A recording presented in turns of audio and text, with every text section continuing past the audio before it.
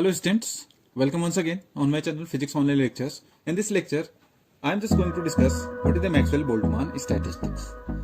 As you are aware, familiar with this one, the Maxwell-Boltzmann distribution function holds for the system of, first thing, they are for the system of identical particles. You can just say, and you can just meaning to say that identical particles at the same time you can distinguish one from the another one. Meaning to say that they are simply, you can just say they are distinguishable. Meaning to say that in analogy, you can just say identical particle at the same time they are distinguished from one from the another. You can just, how you can just distinguish both of them, because you can just say that, which means that particles whose wave functions do not overlap too very much, then the particles are said to be distinguishable. For this example is molecules in a gas. Molecule in a gas fits this description and obey this Maxwell-Boltzmann statistics. They obey the Maxwell-Boltzmann statistics here. Meaning to say that if the wave function do overlap, this situation changes because the particles cannot be distinguished. That is another concept, but we are consisting here the Maxwell-Boltzmann statistics. So you can just say that this classical particles, such as we are discussing gas molecules, obey the Maxwell-Boltzmann distribution function, which states that the average number of the particles, this is the Maxwell-Boltzmann distribution function, which states that the average number of the particles in a state of energy, this epsilon, in a system of particles at, you can just say this absolute temperature T, is given by this Maxwell-Boltzmann distribution function. This is Maxwell MB. It stands for Maxwell-Boltzmann distribution function, and this is a e to the power minus epsilon upon this kt here. What is here a? You can just see here a. It depends on, you can just say, depends on the number of particles in the system. This depends on number of the particles in the system.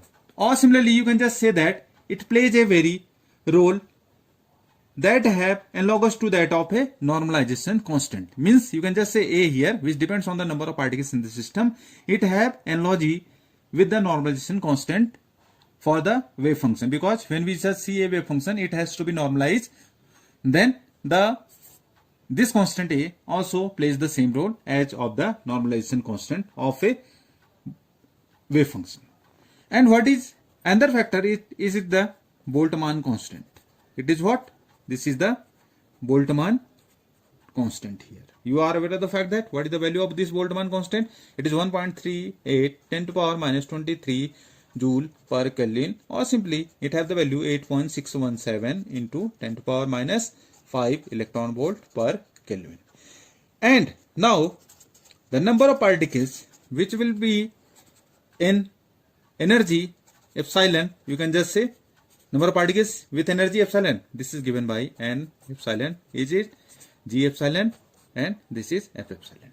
As we have seen, what is g epsilon? This is statistical factor, and f epsilon, this is the distribution function. What is here? Number of the particles. So you can just say that this n epsilon, number n epsilon of, it is what it is describing? It is describing n epsilon of identical distinguishable particles in an assembly of particles at temperature T that have energy epsilon, and on that basis we have Maxwell-Boltzmann on the basis of this Maxwell-Boltzmann, we have number of particles. This can be written as simply this is A, this is G epsilon and e to the power minus epsilon upon kT. What is this? This is the number of particles on the basis of Maxwell-Boltzmann statistics, which is showing, what is showing? Identical, distinguishable particles which are at temperature T with having energy epsilon. So we have on the basis of Maxwell-Boltzmann statistic number of particles with energy epsilon, it is given by A times of G epsilon e to the power minus epsilon upon this kT here.